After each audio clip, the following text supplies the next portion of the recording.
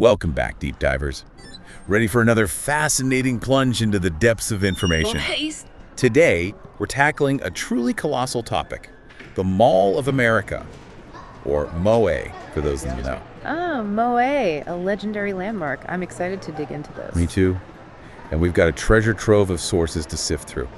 Documentaries, tourist tales, historical accounts, even some architectural and economic data sprinkled in. A real deep dive then. Exactly. We're going beyond just shopping bags and food courts.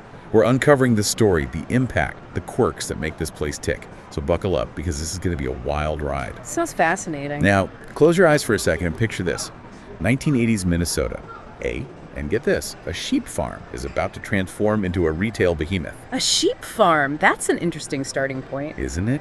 The mastermind behind this audacious vision, Governor Rudy Perpich. Kirpich, wasn't he inspired by that other mega mall, the West Edmonton Mall in Canada? You got it. Seems he saw the potential for something similar, something massive, right here in Minnesota. But I imagine not everyone shared that enthusiasm. You're right. Even with the governor's backing, locals were skeptical, to say the least.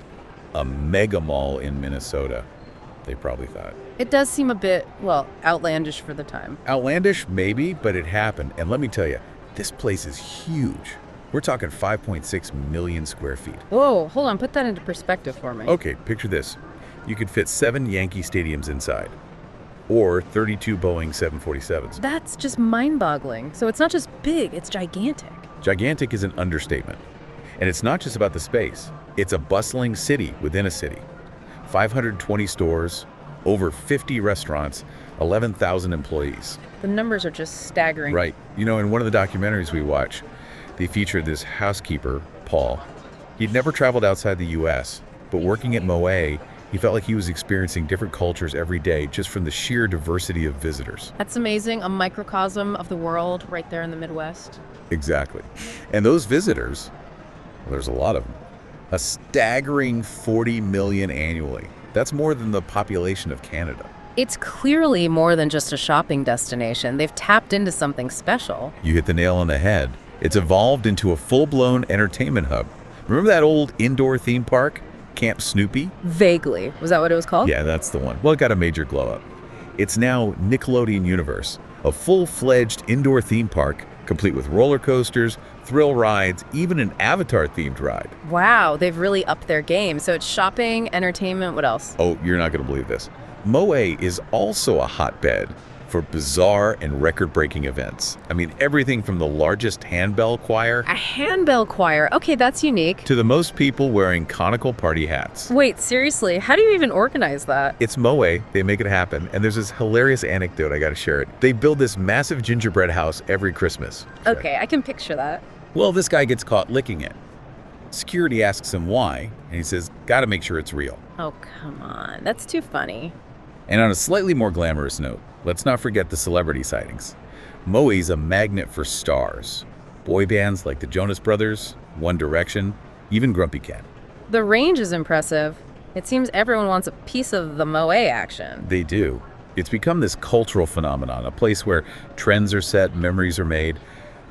But it's not all fun and games. There's serious economic power at play here. Ah, right, the big bucks. Big bucks indeed. This place generates over $1.5 billion just in sales tax revenue. That money goes back into the community, supporting schools, infrastructure, the whole shebang. That's a significant contribution. It is, and the impact reaches beyond Minnesota. 40% of visitors come from out of state, even internationally. Moe is a major tourist draw, boosting the entire region's economy. So it's not just a local powerhouse, it's drawing people in from all over. Precisely. And they don't shy away from their role in the community. During the civil unrest a while back, they provided space for affected businesses to operate. And during the pandemic, they hosted the state's largest COVID vaccination site. That's commendable. They're really stepping up and using their platform for good. Absolutely. And you know what else? They're not resting on their laurels. They're constantly expanding and reinventing themselves. They've got to keep things fresh, right? What have they done recently? Well, we've seen expansions with IKEA and the Radisson Blu Hotel. And now, get this, they're considering this massive indoor water park. An indoor water park, that's ambitious. Right.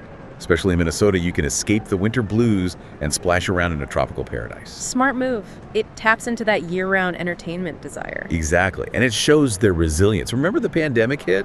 They bounced back with record sales afterward. It speaks to their adaptability. They understand that to stay relevant, you've got to evolve. Speaking of staying relevant, let's circle back to that West Edmonton mall we mentioned earlier. It's fascinating to compare these two mega mall titans. Yeah, how do they stack up? Well, West Edmonton might have a larger square footage, but Moe boasts more stores. It's like comparing apples and oranges, right? Different strengths, different approaches. Exactly. West Edmonton leans heavily into attractions, while Moe seems to strike a better balance between retail and entertainment. So, the age-old question. Which mega mall reigns supreme? It's a debate for the ages, but honestly, the fact that these behemoths exist and thrive, even with online shopping dominating, it says something about us, doesn't it? Definitely. There's still something about the energy of a place like Moe, that buzz, the sensory overload. It's something you just can't replicate online. You're so right. And speaking of sensory overload, let's dive into some of those mind-boggling world records they've set. And trust me, these aren't your average Guinness World Records. We're talking spectacles designed to capture attention, create a shared experience. Like that giant handbell choir we talked about. That's just the tip of the iceberg. Imagine the sound of hundreds of bells ringing in unison within that vast space. Oh, wow, that would be something else. Right. Or how about the most people wearing conical party hats? It's silly, whimsical, but it's also indicative of their marketing, creating these visually striking events perfect for social media, drawing in those crowds. Makes sense. It's not just breaking records, it's about generating buzz, reinforcing that image of Moe as a place where anything can happen. Bingo. And remember that world's largest gingerbread house we mentioned? Oh, yeah, the one the guy licked. What was it, like 1 million pounds of gingerbread? Gloss. Yeah. Over 14,000 pounds of gingerbread, 4,500 pounds of frosting, 2 tons of candy. It was massive. You could practically walk through it. They even had animated elves inside. Talk about going all out. And imagine the aroma of gingerbread wafting through the entire mall.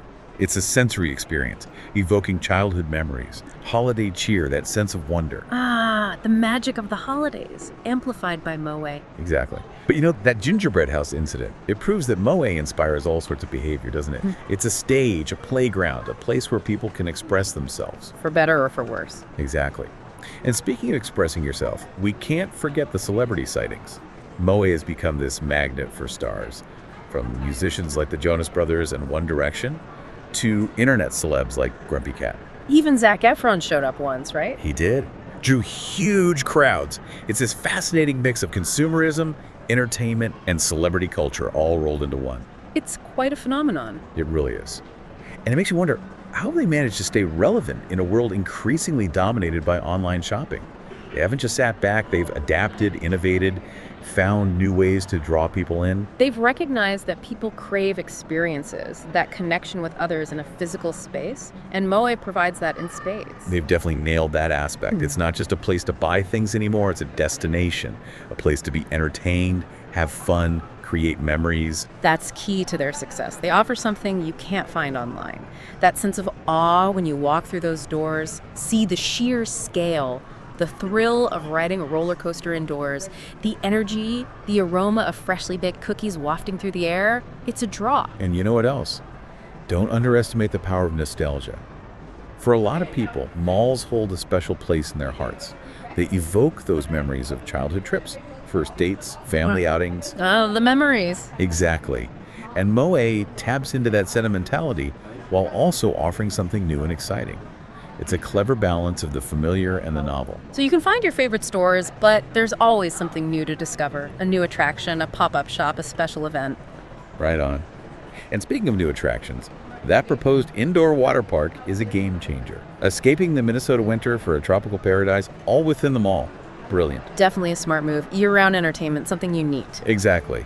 And it raises an interesting question. Could we see more mega malls like Moe popping up around the world?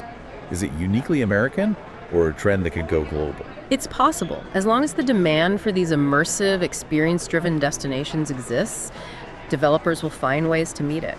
Moe has definitely created a blueprint. Yeah. They've proven that it's possible to create a destination that appeals to everyone. Families with young kids, teenagers, adults, everyone. And they've done it by constantly innovating, adapting, and staying true to that core mission. provide a unique and memorable experience. And they do. Now, one more thing before we wrap up this part of our deep dive. Remember we mentioned Moe is built on a site that once housed sports teams. Yeah, the stadium, right? Right. But get this, before the stadium, it was a sheep farm. A sheep farm. Wow, what a transformation. It's a testament to Moe's impact on the region. Jobs, revenue, a sense of identity, all stemming from what was once, well, just a sheep farm. Incredible how things changed. They do. And we haven't even scratched the surface of their community engagement, like providing space for businesses affected by the unrest, hosting that massive vaccination site. It really highlights their commitment to being more than just a business, but a responsible member of the community. Absolutely.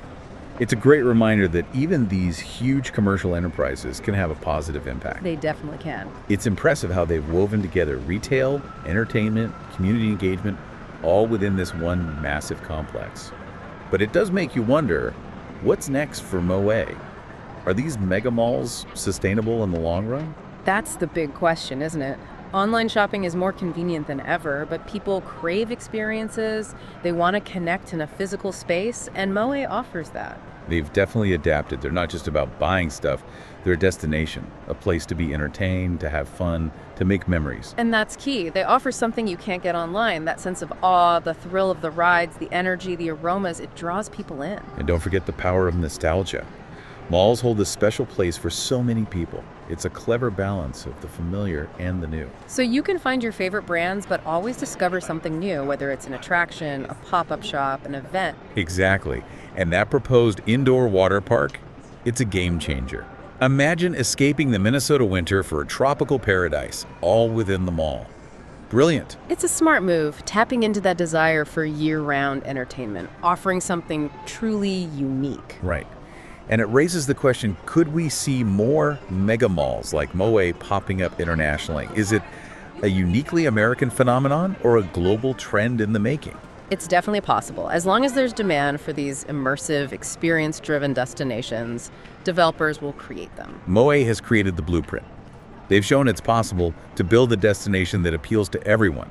Families, teens, adults, the whole spectrum. And they've done it by constantly innovating, adapting, and staying true to their core mission to provide a unique and memorable experience for every visitor. Well said.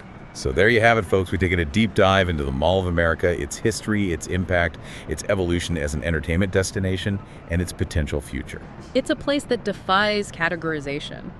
It's a mall, yes, but so much more. It reflects American culture, our entrepreneurial spirit, and it's a fascinating study in the ever-changing world of retail and entertainment. And who knows what the future holds for this behemoth. One thing's for sure, the Mall of America will continue to surprise us, entertain us, and maybe even challenge our ideas about what a mall can be.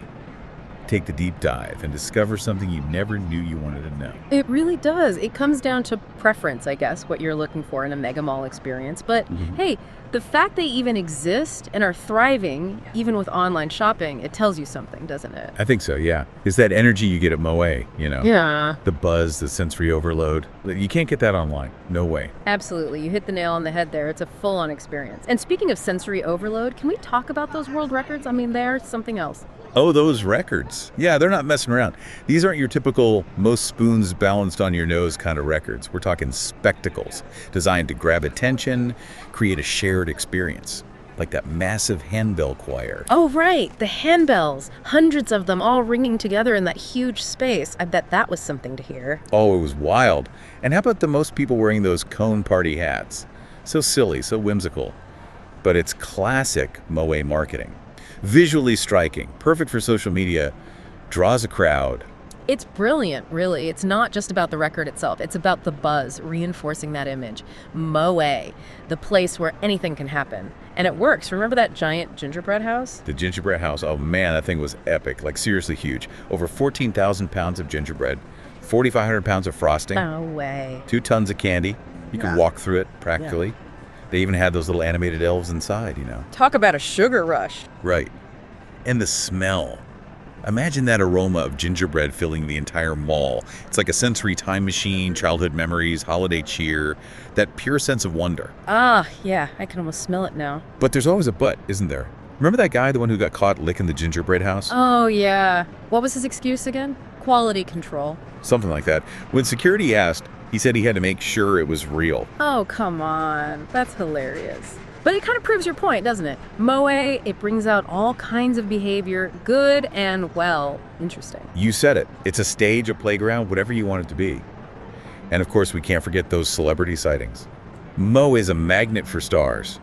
The Jonas Brothers, One Direction, even Grumpy Cat. Don't forget Zac Efron. He caused a bit of a stir there a while back. He did. Drew a massive crowd. It's this wild blend, consumerism, entertainment, celebrity culture, all in one place.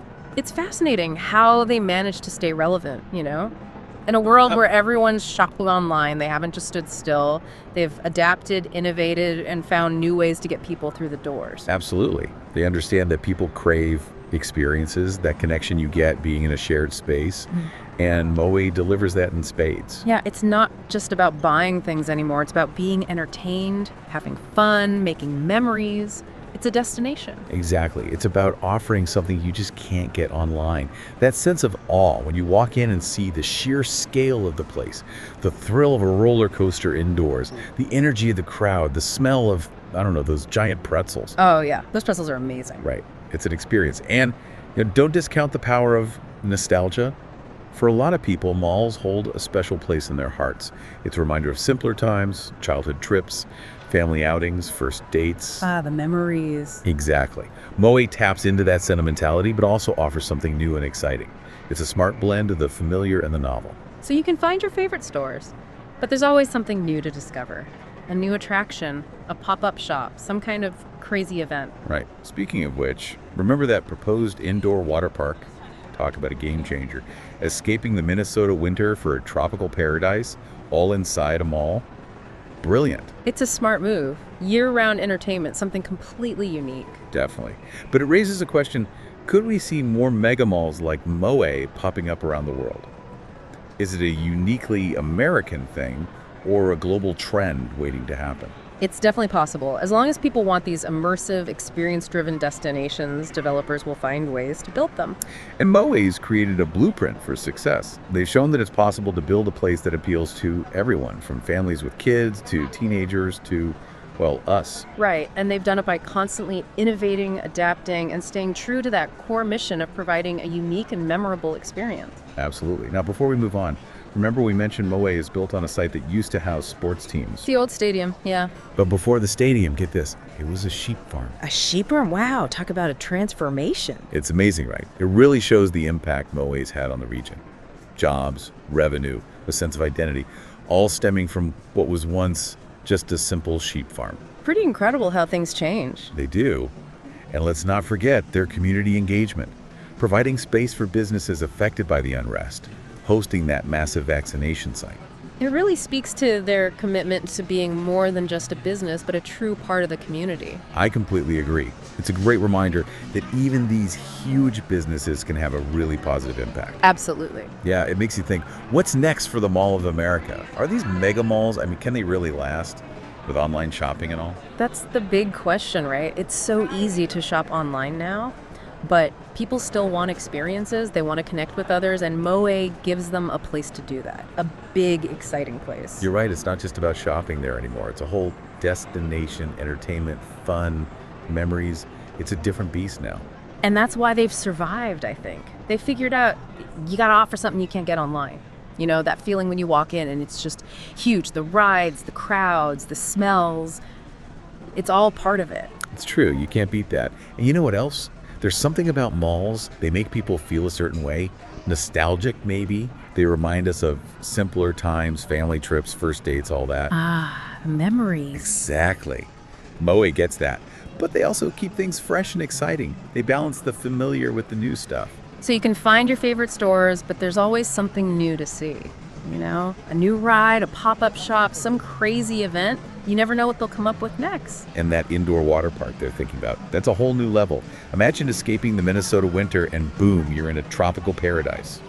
All inside a mall. That's thinking outside the box. Year-round fun, something different, you know? Exactly. It makes you wonder, could this be the future? Will we see more mega malls like Moe popping up all over the world? Or is it just an American thing? I think as long as people want these big, immersive experiences, Developers will find a way. It's about meeting that demand. Yeah, and Moe's shown them how it's done. They've built a place everyone loves, families, teenagers, all of us. And they've done it by always changing, always adapting, but staying true to that core idea, giving people a unique and memorable experience. That's the key. Couldn't have said it better myself. So there you have it, folks. We've taken our deep dive into the Mall of America. We've explored its history, its impact, how it's become an entertainment hub, and what might be in store for the future. It's a place that's hard to define. It's a mall, sure, but it's also a whole lot more than that. It's a reflection of American culture, our love for doing things big. And it's a fascinating example of how retail and entertainment are changing, evolving. And who knows what the future holds for this mega mall. But one thing's for sure, the Mall of America will keep surprising us, entertaining us, and maybe even make us rethink what a mall can be. Take the deep dive and discover something you never knew you wanted to know.